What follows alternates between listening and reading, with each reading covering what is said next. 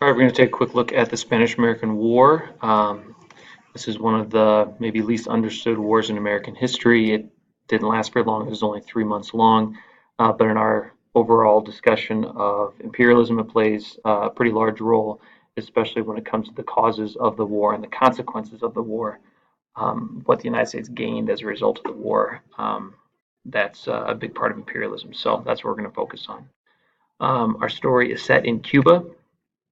Spain had an empire far before the United States, before the United States ever existed. Spain was one of the first countries to engage in large-scale exploration. As a consequence of that, they claimed a lot of land for themselves. If you think of everywhere on this side of the world that speaks Spanish, that was part of the Spanish Empire.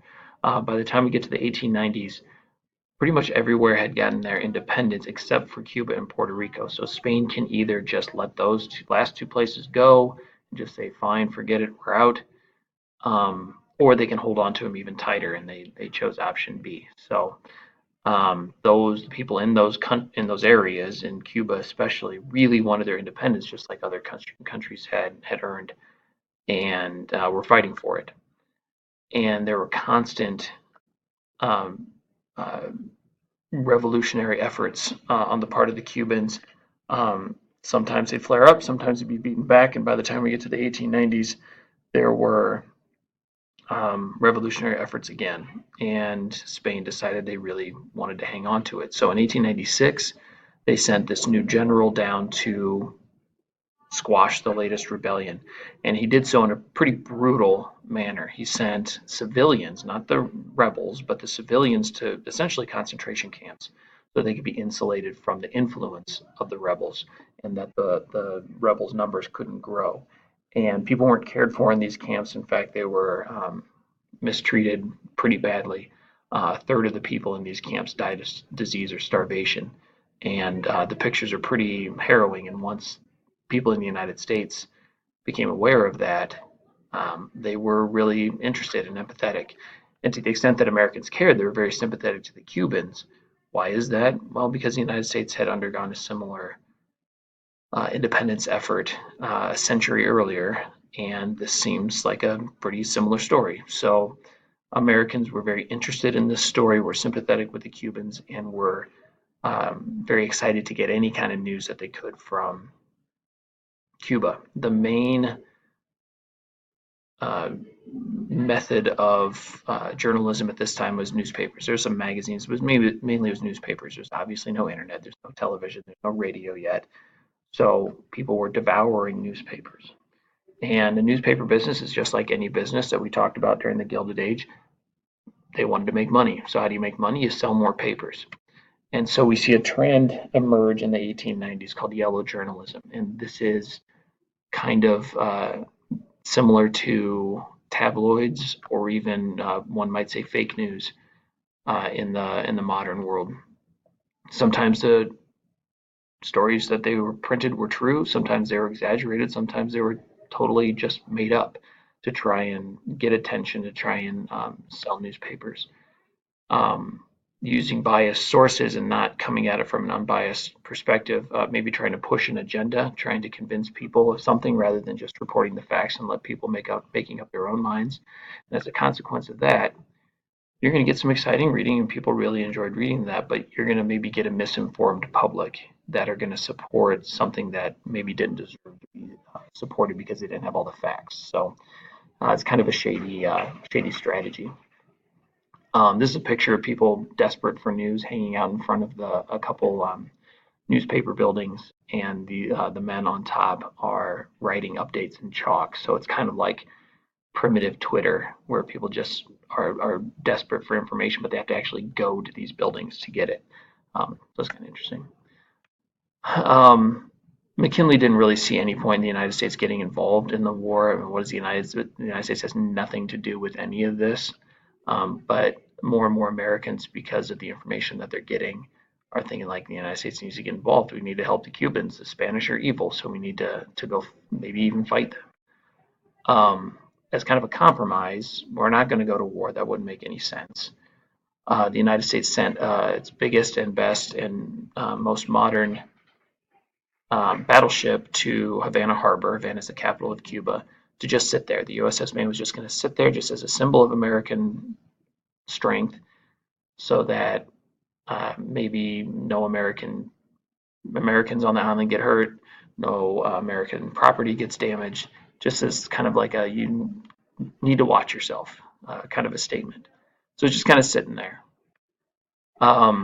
As McKinley's trying to keep the United States out of war, two things are working against him. First of all, there's this Delone letter. It's written by a guy who was like the Spanish foreign minister. He's writing back to his to the Spanish government, giving his assessment of the situation. In that letter, he insults McKinley. He calls him weak and stuff like that, which isn't a huge deal. It's just an internal letter, but that letter's intercepted. It's sold to newspapers and published, and people all across America read it and have an increasingly negative attitude towards the Spanish. How dare they insult our president, kind of stuff.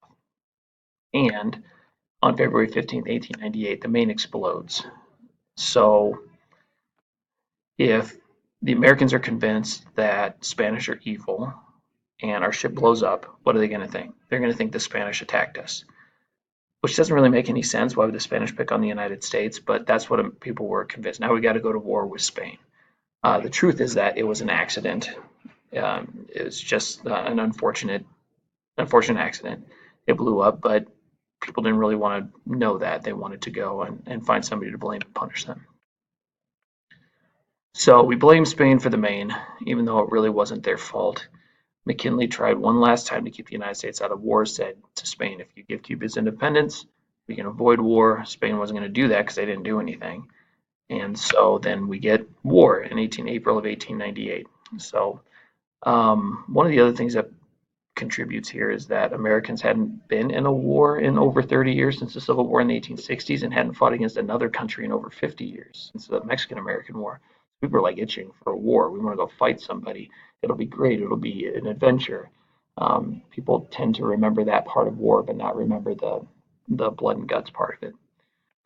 So people are excited. There is a war in the Philippines because the Philippines were a Spanish possession. Why fight in the Philippines if this is all about Cuba? Well, we wanted the Philippines, and so our fleet just totally destroyed the Spanish fleet there in a naval battle. And we'll talk about the Philippines coming up. In Cuba, we promised in the declaration of war, we promised we weren't going to annex Cuba, we weren't going to add Cuba, because there were people that were saying, well, this is part of imperialism, or we're just going to gain Cuba. So there was a promise made, but we'll see what happens there. The United States wasn't really ready for war. We did not have a large standing army. We were not prepared to fight. Old uniforms, heavy woolen uniforms in a tropical climate is going to not lead to a whole lot of efficiency. Bad equipment, poor food, people getting sick, even dying from food poisoning because of that. So we just weren't really ready. That being said, we totally dominated the Spanish and won in 3 short months. So that shows just how weak Spain was. After the war, after the Spanish were defeated, the Treaty of Paris gives Cuba its independence. But we'll talk about the but here in a second. Puerto Rico and Guam were given to the United States. And the United States still has possessions of those islands today. Philippines go to the United States for $20 million. The Filipinos were not pleased with that. They were hoping for their independence, and so there's a fight after this between the Filipinos and the United States. The United States would retain possession of the Philippines until 1946, after World War II. The United States lost 385 battlefield. There were 385 battlefield deaths, which, that's 385 humans that died, but compared to other wars in American history, that's a very low number. But more than 2,000 people died from diseases and sicknesses, yellow fever, food poisoning, things like that, which is obviously a tragedy. Imperialists love this because we're gaining land, and we have to say that we're an imperialist nation now. So for guys like Teddy Roosevelt and Henry Cabot Lodge, this is fantastic. And then we move off of that and gain even more land. Cuba was able to write its own constitution, but had to accept what's called the Platt Amendment. The Platt Amendment is an amendment to their constitution that does, among other things, limits Cuba's relationships with foreign countries. So the United States is the dominant country that Cuba's trading with and doing business with. The United States basically tells Cuba what to do, um, and takes part of Cuba itself for a naval base. So not really independence, but rather an American. We don't gain possession of Cuba, but we exert a lot of influence there. So when we talked about imperialism being gaining land or exerting influence, this is certainly the second one, but really feels like imperialism. So it's a U.S. protectorate more than it is an independent nation. And that's going to continue that way until the 1950s when they have a revolution, an anti-American revolution, which we'll talk about when we get there. So again, the reasons to go to war, the war fever, the yellow journalism, the itching for a fight are all part of imperialism. And all of these gains, all of these additions to the United States are a part of imperialism as well. So obviously, if you have any questions, please let me know.